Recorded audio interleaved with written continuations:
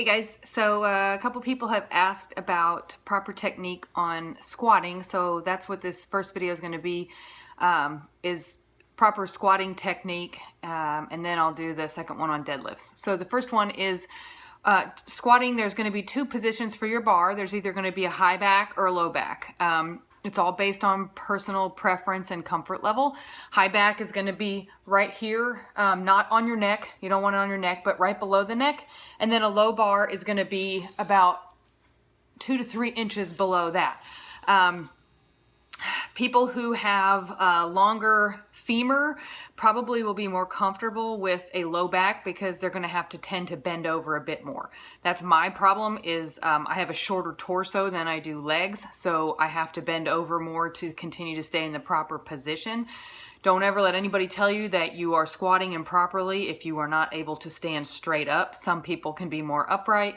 Others need to be more bent over. I have to start in a more bent over position and go down. I was told for a very long time that I squatted wrong, and then I actually had the privilege of working out with Layne Norton. He's just like crazy, holds all these world records with natural powerlifting. And when I squatted for him, the first thing he said is, a lot of people tell you you squat wrong, don't you? And I said, yes, they do. And he said, don't ever listen to them. You are doing it correctly. That's the best way to keep you from injuring your back or squashing vertebrae. I mean, there's so many different things that can go wrong if you are improperly squatting for your body. So you can try with a little bit lighter weight and just kind of feel what's comfortable. Like I said, don't let anybody ever tell you that you're doing it wrong. And if you have any questions about your form, go ahead and do a squat video and post it up on our group, and I'd be more than willing to help you check your form on those. The other thing with squatting is you want to make sure that you're getting low enough, but ass to grass is not necessary. A lot of people say, oh, you don't squat far enough. If you go below parallel, you have squatted deep enough and you're getting a great workout. So don't worry about having to go all the way to the floor with your butt. But at the same time, you are shortchanging yourself if you do not at least get to parallel. Most people don't get to parallel because the weight's actually too heavy. So that's when I just nicely tell them it's time to check your ego at the door, lighten up the weight. I see a lot of guys do this, but there's a lot of girls when they think they want to start lifting heavy, they just keep putting more and more weight on there, and they have yet to actually get below breaking that parallel plane. So I'm going to go ahead and show you a couple of squats, and then I'm going to explain to you the different technique on how to set yourself up. So here's what the first thing I'm going to do is I'm going to go ahead and squat 2 or 3 times and show you how to squat properly, getting, like I said, just below parallel.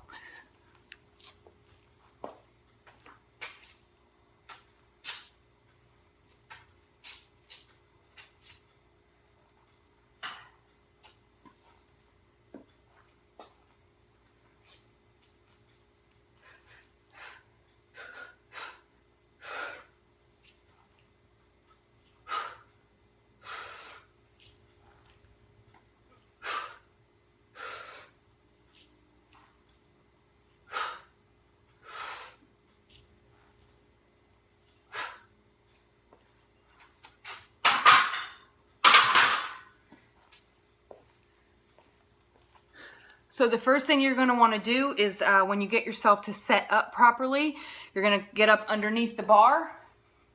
You're going to load the bar, and you're going to just stand there, unrack it, but then stand there for a moment to really make sure you've got it stabilized. Some people try to like jump out of the squat rack as soon as possible, and it's really a much better idea to make sure that you have a good grip on it, that your weight is evenly distributed. So your second thing after you do that is you're going to want to take, I believe he calls it like the 3-step ready or something like that. So what you're going to want to do is you're going to want to unrack. As you can see, here's my rack right here. You're going to want to unrack, then you're going to take 3 steps backward. So your first step is going to be here. You've got the weight on. You're going to do 1, 2, 3, just to make sure that you're totally set in place. So this is where you are now. Your weight is completely unracked, and you're now in the ready position. Once you're there, you're going to stand for a moment. You're going to take a deep breath. You're going to hold your breath when you go into your squat. The one thing that he told me is in order to lock that core tight, you breathe in, if you heard me doing it, and then kind of come up with a rhythm for yourself. I take 3 deep breaths. That last one I hold in, he says push the tip of your tongue to the roof of your mouth.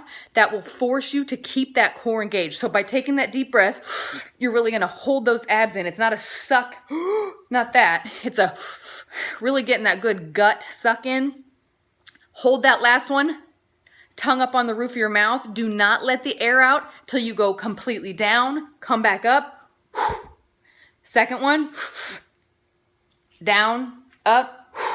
So you want to make sure that you're holding your breath for each one. That's going to ensure your core stays tight.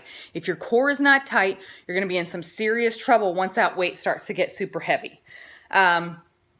My suggestion is to start with a little bit more than the bar. Even if you can only do 3, the thing is that your form actually tends to improve as the weight gets a little heavier. I have horrible form with just the bar. I'm all over the place. I'm not standing right. I got one leg that's going up faster than the other. You get much more consistent once that weight gets a little heavy. Don't be afraid to put some weight on there. I was showing you guys with 95 pounds. Don't be afraid to even put, 2 10s, a 10 on each side. That's going to add another 20. That's 65 pounds. So if that's what sounds good to you at first, like I said, first thing's going to be getting that good form down, but you're probably going to need a little bit more weight than just the bar, unless you literally have not been working out at all. So I will show you, I hope you also noticed too that I went down slightly below parallel. I don't do a rest pause. That is an option, but as a more of a power lifter, there's no need for me to pause at the bottom. Powerlifting is down, power up, down, power up. That's just gonna bring you straight down, and then you're using all those glutes, hammies, all that to shove yourself back up into the starting position. It doesn't have to be fast either, but it's not something where I go down and do a rest pause. I have done them before. Right now, the type of training that I like to do, I don't pause. There is a benefit, of course, because you get down there and you're having to kind of hold yourself in place to then push back up.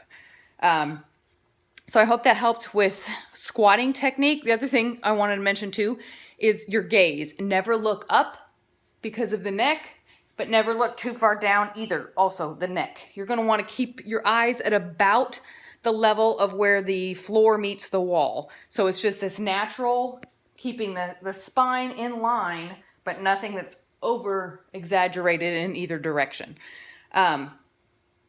Something else I want to show you guys too, if you start to get into squatting on a fairly regular basis, these clips that I bought they're about $35 each. So much better than these crappy little clips that you use at the gym. And even if I used when I was going to the gym and didn't work out at home, I still had already bought those clips for myself. They will save your fingers. They will save your grip strength. I mean, the whole thing, they just pop on, pop off. I got them on Rogue Fitness. They're, like I said, they look almost like a black nut. I think, like I said, $35 is what I paid for them. So the next thing I'm gonna show you guys is deadlift.